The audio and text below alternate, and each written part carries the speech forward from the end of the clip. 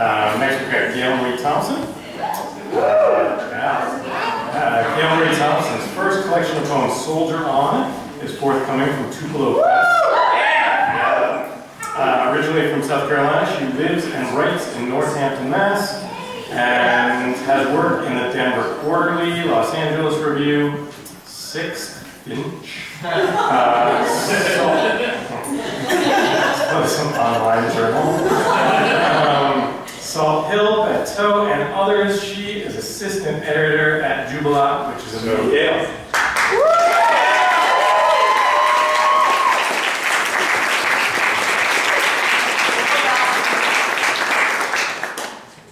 Hey guys.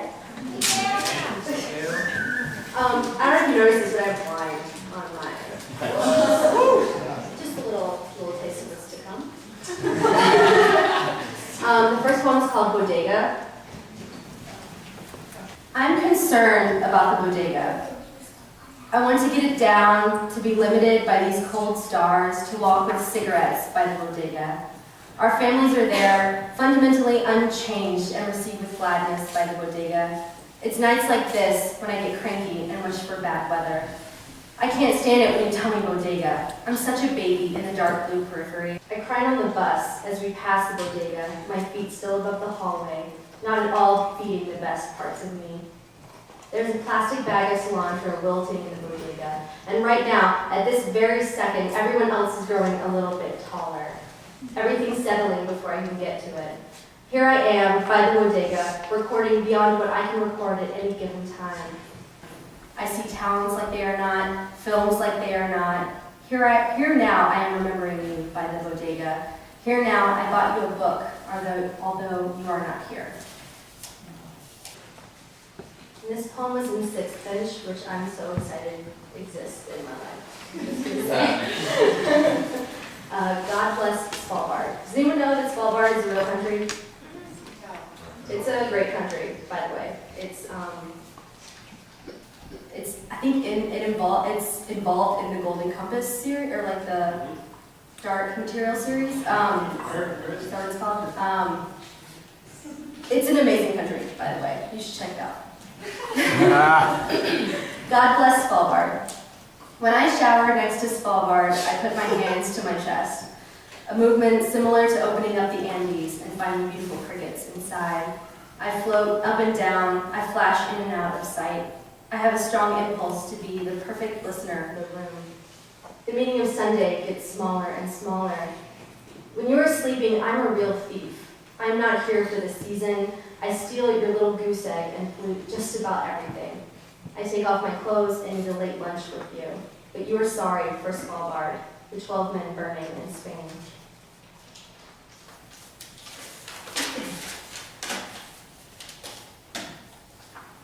One of nature's masterpieces. I got this idea out of a fortune cookie because it told me that family was one of nature's masterpieces, and that's where it came from.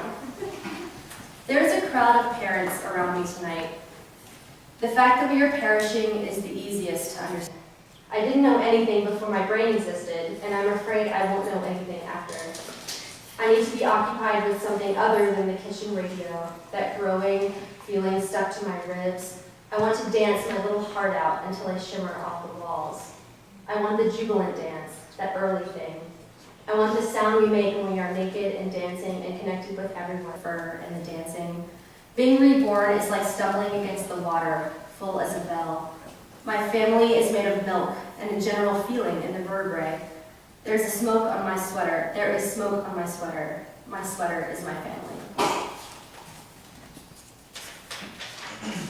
This poem is called Poem to a Dead Folk Singer, but let's call a spade a spade. It's a poem to John Denver, right? Yeah. Yeah. It is me sinking at the bottom of the pool. It looks like hopeful, almost. Something not an appetite. When I say I'm thinking of self-portraiture, I'm really thinking love seat over and over. This town is making me itch, and I'm late in all the shipbuilding.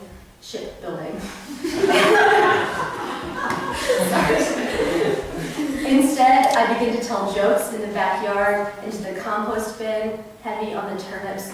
Have you already forgotten about turnips? Once I almost touched your house. I almost made a little noise, persimmon in hand, flat like a tomato. Existence is having a form. No more will I race uphill, thinking delicacy, restlessness. This mountain is famous because.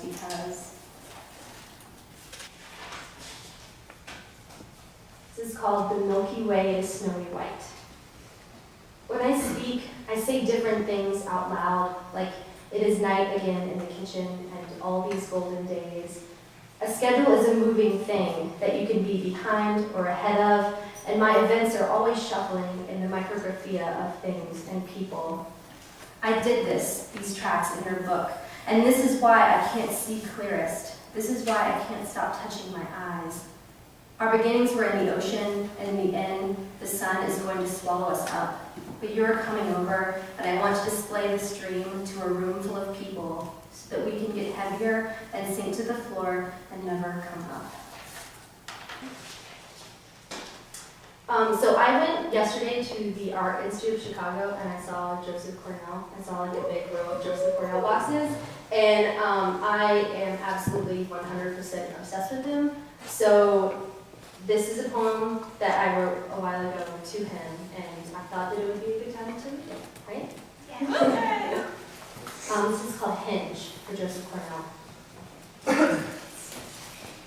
Just within reach of the copper alcove, now on a bicycle, you find you can arrange and rearrange obsessions, find the weak glass and starlings, the milky white fades. Give me serpentine dance, give me prehensile. Take the color of my follicles as a warning.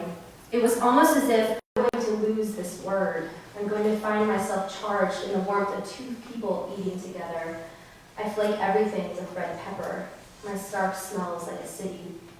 Make it scientific, make it not about consumption. Be ready to show the face flown, the system of exchange. A bell blanches in the air. You catch a darling note. This is my last poem. Thank you so much, Finch and YesYes. I'm so happy to be here. Thank you, everybody. This is called Earth Movements, and it's for my friend Anne Cecilia Holmes, because she requested it. It is right now a Jubilee year, and my back is shining, and I have been tromping on so many orbits, waiting for something to happen that I have since become immortal. I don't think how I've mentioned how my shoulders keep dazzling, and where there are lines, there are times and places that I am to meet everyone. It's all over out there, I've heard. I mean, I'm finding it hard to fan out the weather balloons, what with all this cross draft. The swimming pools leaning far enough away to see the earth bow out. The ellipses have been quiet for a while now. It would be impossible to talk on the phone after this.